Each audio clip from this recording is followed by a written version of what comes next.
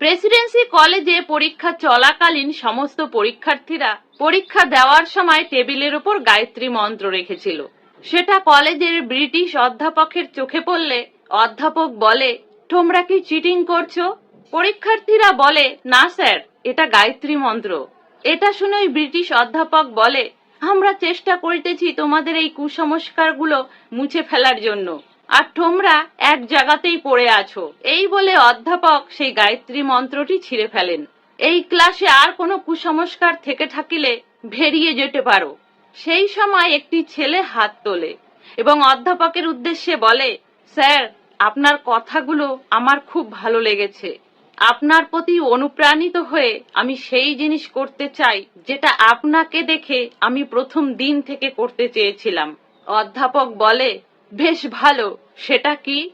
তারপর সেই ছাত্র নিজের পায়ের জুতো খুলে ইচ্ছা মতো সেই অধ্যাপককে পেটাতে থাকে।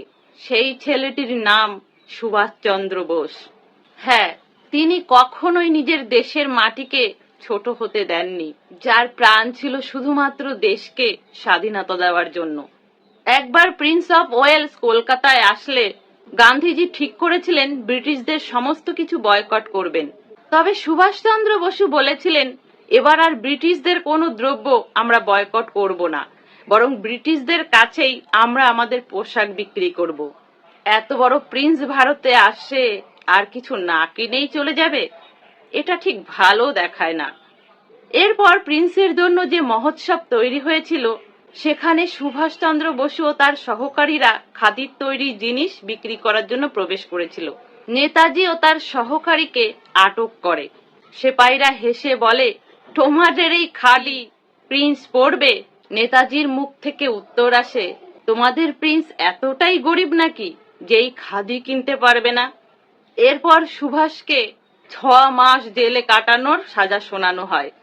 তবে মজার বিষয় হলো, নেতাজি যতবারই জেলে যেতেন, জেলে প্রবেশ করার আগেই তিনি বলতেন, আমি আবার ছাড়া পেয়ে যাব। একবার বার্লিনে সুসজ্জিত ঘরের মধ্যে বসে বই পড়ছেন নেতাজি সুভাষচন্দ্র বসু। ঘরের বাইরে ও ভেতরে প্রচুর মানুষ।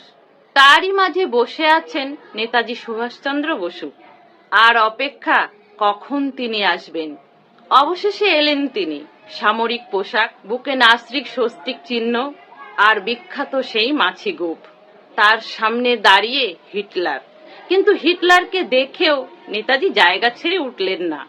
নেতাজিকে প্রশ্ন করলেন, কে তুমি, যে হিটলারকে দেখেও সম্মান জানানোর প্রয়োজন মনে করলে না? নেতাজি উত্তর দিলেন, আপনি হিটলার নন, একজন বহুরূপী মাত্র। এরপর আরো একজন এলেন। নেতাজি তবুও উঠে দাঁড়ালেন না। এমন ভাবে অনেকক্ষণ চলার পর হঠাৎই একটি হাত নেতাজির কাঁধে নেমে এলো।